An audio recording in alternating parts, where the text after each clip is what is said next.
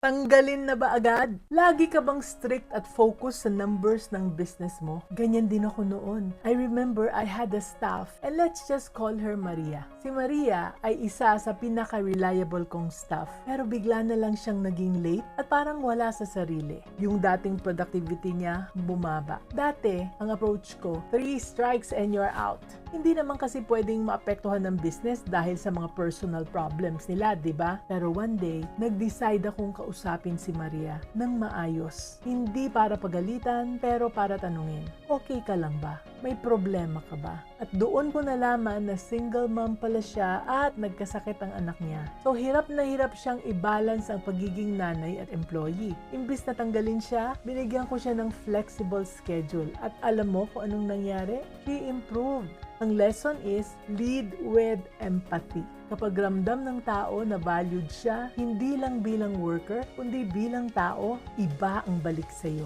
Hindi naman kasi laging tungkol sa policies at rules ang leadership. Minsan, it's also about understanding and compassion. Kaya, tandaan mo ito anak, alamin ang needs ng employees mo.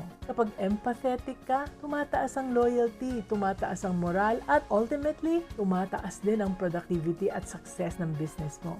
Gawin mo to, parang maging isa kang business-minded Pinoy.